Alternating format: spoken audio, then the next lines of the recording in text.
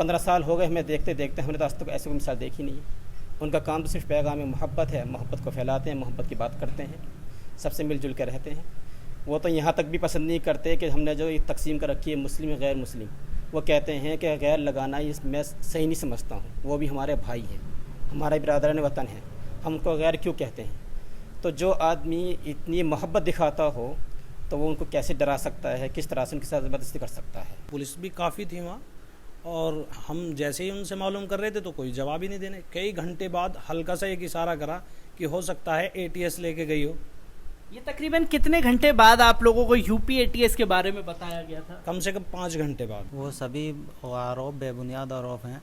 ये जो है 2022 को चुनाव को लेकर हो रहा है, जो भी हो रहा है ये एक धर्म के ऊपर, एक धर्म के लोगों को आप टारगेट कर रहे हैं कि 2022 में एक तरफ हिंदू हो जाएं, एक तरफ मुसलमान हो जाएं और फिर दोबारा बीजेपी कामयाब हो जाए।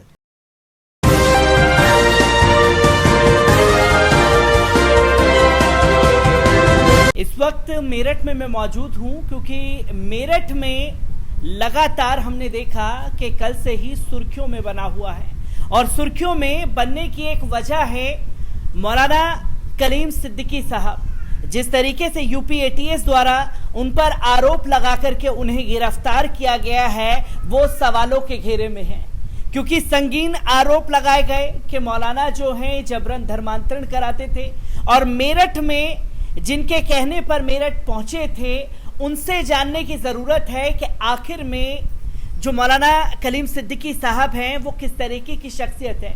क्योंकि मेन स्ट्रीम मीडिया की बात की जाए तो मौलाना कलीम सिद्दीकी साहब और जो 5 लोगों को उनके साथ गिरफ्तार किया गया विलन के तौर पर दिखाने की कोशिश की जा रही है, और मैं ज़मीनी स्तर पर मौजूद हूं कि असल में जो कहानी के पीछे की सच्चाई है वो लोगों के सामने पहुंच सके। इसीलिए मेरठ में माशाअल्लाह मस्जिद में ईशा की नमाज के दौरान जो है कलीम सिद्दीकी साहब को देखा गया। उसके बाद वो दावत पर आए, दावत पर मौलाना साहब के घर पर, जैसे कि बताया जा रहा है कि आपके घर पर आए थे। आखिरी बार जो बात हुई आपकी कलीम सिद्दीकी साहब से, क्या बात हुई थी? देखिए, सबसे पहले तो मैं आपका शुक्र अदा करता हूँ कि आप हमारी आवाज़ हुकूमत तक पहुँचाने के लिए आप इतनी दूर से तशरीफ़ लाए हैं, आपका बहुत बहुत शुक्रिया। देखिए, मैं हज़रत मौलाना कलीम सिद्दीकी साहब से तकरीबन 15 साल से उनको जानता हूँ, क्योंकि मैं फुलत में पढ़ कर आया हूँ, 7-8 साल उनके पास पढ़ा है, और अल्हम्दुलिल्लाह वो एक ऐसी शख्सियत हैं जो आलमी शख्सियत हैं, सारी दुनिया का एहतराम करती है, इज़्ज़त करती है।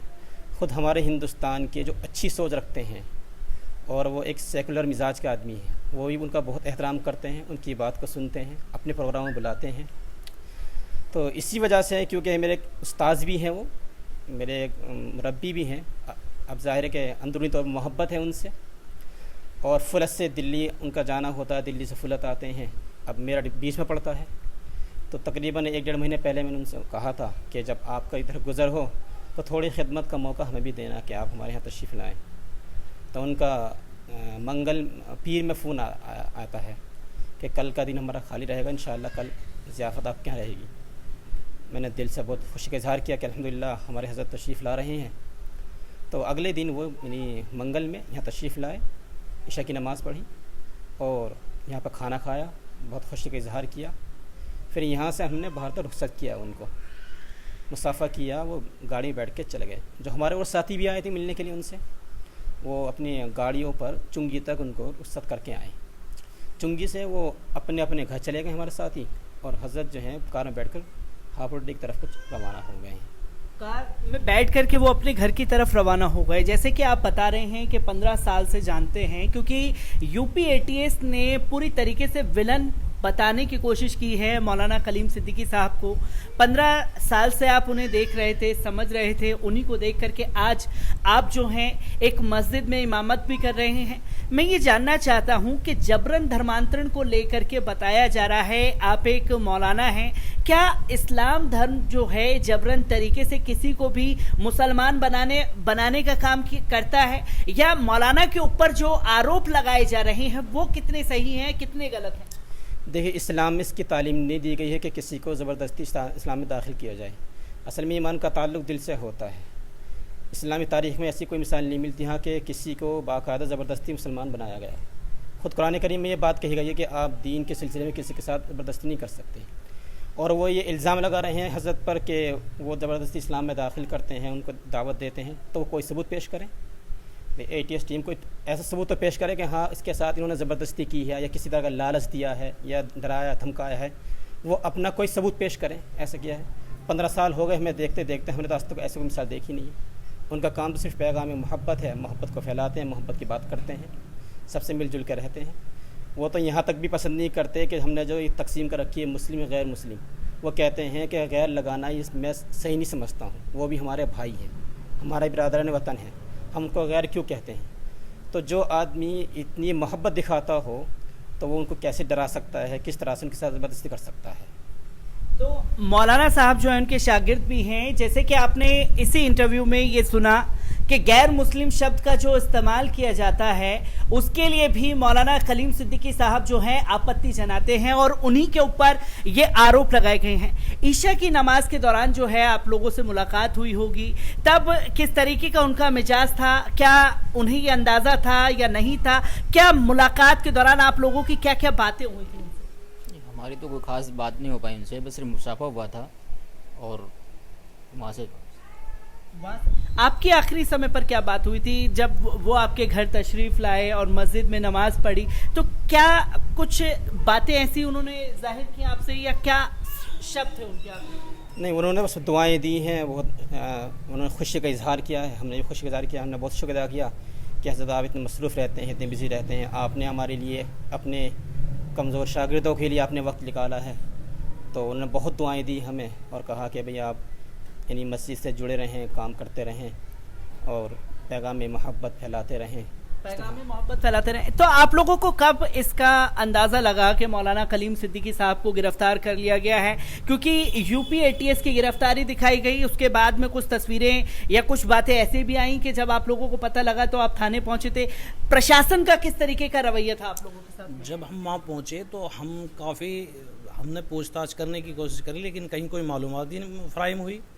काफ़ी जद्दोजहद के बाद पुलिस भी काफ़ी थी वहाँ, और हम जैसे ही उनसे मालूम कर रहे थे तो कोई जवाब ही नहीं देने। कई घंटे बाद हल्का सा एक इशारा करा कि हो सकता है ATS लेके गई हो। ये तकरीबन कितने घंटे बाद आप लोगों को यूपी ATS के बारे में बताया गया था? कम से कम 5 घंटे बाद। 5 घंटे के बाद प्रशासन को फुर्सत मिली है कि ये बताया जाए कि यूपी ATS, इतने में तो लखनऊ का सफ़र तय कर लिया होगा। जब वहाँ लेकर के पहुँच गए हैं तब आप लोगों के सामने ये बातें रखी? शायद वहाँ पहुँच गए हों, उसके बाद में बताया हो। तो क्या जब मौलाना यहाँ पहुँचे थे तो क्या पुलिस प्रशासन के लोग भी उनके आगे पीछे थे या कुछ ऐसा अंदाज़ा आप लोगों को लगा? नहीं, ऐसा कोई अंदाज़ा नहीं था, बिल्कुल खुशगवार माहौल था। वहाँ नमाज़ पढ़ी उन्होंने, हमने भी वहाँ नमाज़ पढ़ी और उनसे मुसाफा भी हुआ। वो बिल्कुल खुशगवारी के साथ गए, ऐसा तो कहीं कोई अंदाज़ा ही नहीं था। ऐसा कोई अंदाज़ा नहीं था। सोहेल, मैं ये जानना चाहता हूँ कि आप एक युवा हैं, मौलाना साहब की तकरीरों को सुनते होंगे, किस तरीके का मिजाज आपको लगता है और जो आरोप उनके ऊपर लगाए जा रहे हैं उसे किस तरीके से देख रहे हैं? वो सभी आरोप बेबुनियाद आरोप हैं। ये जो है 2022 को चुनाव को लेकर हो रहा है, जो भी हो रहा है, ये एक धर्म के ऊपर, एक धर्म के लोगों को आप टारगेट कर रहे हैं कि 2022 में एक तरफ हिंदू हो जाएं, एक तरफ मुसलमान हो जाएं और फिर दोबारा बीजेपी कामयाब हो जाए। तो ये यूपी का यूथ भी है जो इसे पूरी तरीके से समझ भी रहा है। मैं ये आप लोगों से, सभी लोगों से जानना चाहूँगा, जब आप लोगों को ये पता लगा कि ख़ासतौर पर आपको जब पता लगा मौलाना साहब को गिरफ्तार कर लिया गया है यहाँ से जाने के बाद, तो किस तरीके का रिएक्शन था तमाम लोगों का? और कई लोगों से कांटेक्ट भी करने की कोशिश की गई होगी आपके द्वारा, तो लोगों का किस तरीके का रुझान और रिएक्शन आ रहा है मौलाना साहब को लेकर? देखिए, तकरीबन मेरे पास 1 घंटे बाद फ़ोन आता हमारे एक दोस्त का। उनके पास तो हज़रत के लड़के हैं फलत में, उनका फ़ोन उनके पास में आता है कि अबू जी यहाँ से किस टाइम गए हैं, और मैं उनके पास फ़ोन मिला रहा हूँ लेकिन उनका स्विच ऑफ जा रहा है। ड्राइवर है उसका भी स्विच ऑफ जा रहा है, 3 मेहमान और थे उनके भी स्विच ऑफ जा रहे हैं। ज़रा देखो कहाँ, कहीं शहर में तो नहीं रुक गए हैं, किसी के यहाँ रुक गए हों या कोई खुदा न खास्ता कोई हादसा पेश आ गया हो। उनका मेरे पास फ़ोन आता है, हमारे दोस्त जो हैं, कि हज़रत तुम्हारे यहाँ से किस टाइम गए, कुछ कह गए थे। मैंने मुझसे तो कुछ नहीं कह गए, आखिरी मुसाफा हुआ, दुआ के लिए कहा है और शायद वो फलत के लिए रवाना हो गए। जब भी फिर हमने हमारा 2-4 जगह फ़ोन किया अपने दोस्तों के पास में, फिर ये तय किया कि हमें लिसाड़ी गेट थाने जाना चाहिए, वहाँ जाकर अपनी तहरीर देनी चाहिए। भाई कहाँ चले गए इतनी जल्दी, पौन घंटे का रास्ता सारा ही 45 मिनट में इंसान फुलक पहुँच जाता है, और 2 घंटे हो गए अब तक जो है कोई इत्तला नहीं आ पाई है। तो हम बड़े बड़े कुछ उलमा को लेकर और कुछ जो सियासी लीडर थे उनको लेकर हम थाने पहुँचे। तो थाने में हमने तहरीर दी वहाँ पर कि लापता होने की। फिर वहाँ के सीओ साहब ने एक पूरी गाड़ी भेजी मेरे साथ में, और वो यहाँ तक आई, यही देखना आई थी कहाँ पर आए थे ताकि लोकेशन मिल जाए। तो यहाँ से वो देख के वापस चली गई। तो वहाँ जाकर देखा उनके चाहने वाले हज़रत के एक जम्मे गफ़ीर था वहाँ पर, वो इसी बात की मांग कर रहे थे, भाई आप हमें बताएं कहाँ गए वो, कोई ले गया है या कहीं कोई हादसा पेश आ गया है, या आपकी ज़िम्मेदारी है कि आप उनको तलाश करें। तो इस तरह की बातें हुई उनके सामने। तो प्रशासन, पुलिस प्रशासन के जो लोग हैं वो यहाँ पर आकर के मुआयना करके भी गए थे, और फिर 4-5 घंटे बाद आप लोगों को बताया जाता है कि शायद हो सकता है यूपी एटीएस लेकर के चली गई हो। मैं आखिरी सवाल आप सबसे लेना चाहूँगा, क्या मांग करना चाहेंगे, और जिस तरीके से लगातार मुस्लिम नामों को टारगेट किया जा रहा है, सरकार से क्या मांगे रहेंगे और किस तरीके से देखते हैं इन चीज़ों को? सरकार से मांगे रहेंगे हमारे साथ इस तरह की कोई बदसलूकी ना की जाए, और सबको जो है कोई परेशान ना किया जाए किसी को। बस हमारी सरकार से ये मांग है, क्योंकि हिंदुस्तान मुल्क सबका मुल्क है, सबके साथ एक सा बर्ताव होना चाहिए, और जल्द से जल्द हजरत को रिहा कर देना चाहिए। एक तो हजरत को जल्दी से जल्दी रिहा कर देना चाहिए, और आइंदा अगर किसी बड़ी शख्सियत को इस तरह का कोई मशकूक मामला हो तो उसे पहले नोटिस दिया जाए। बिना नोटिस के जो है गिरफ्तारी उनकी की गई है, क्या मैसेज देना चाहेंगे? ये जो है बिना नोटिस के उन्हें गिरफ़्तार किया है। आगे के लिए अगर कभी ऐसा किसी पे शक हो या कुछ हो तो पहले उसे नोटिस दिया जाए, उसके बाद में अपनी कार्रवाई करी जाए। तो मैं वो बोलेंगे नहीं ना, पहले ही मना कर दिया।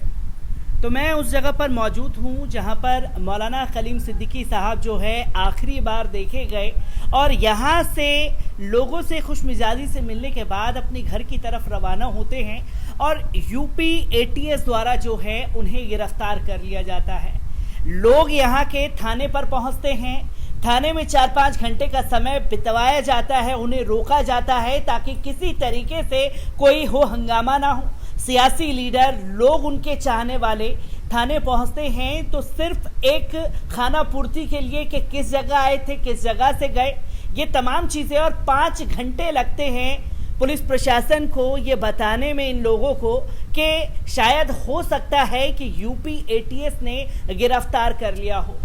पर सवाल बार बार यही उठता है कि जिस तरीके से डॉक्टर उमर गौतम की गिरफ्तारी दिखाई गई, और इसके बाद मौलाना कलीम सिद्दीकी साहब की गिरफ्तारी दिखाई गई है, बिना नोटिस के, बिना जांच पड़ताल के उन्हें रास्ते से गिरफ्तार किया गया, जो ये सवाल खड़े करता है कि आखिरकार जबरन धर्मांतरण के जो आरोप लगाए जा रहे हैं उसके सबूत जब दिखाने की बारी आती है तो कहीं सबूत दिखाई नहीं देते। मैं हर एक पड़ताल पर पहुंच करके बारीकी से हर एक अपडेट आप लोगों के साथ यूं ही साझा करता रहूंगा।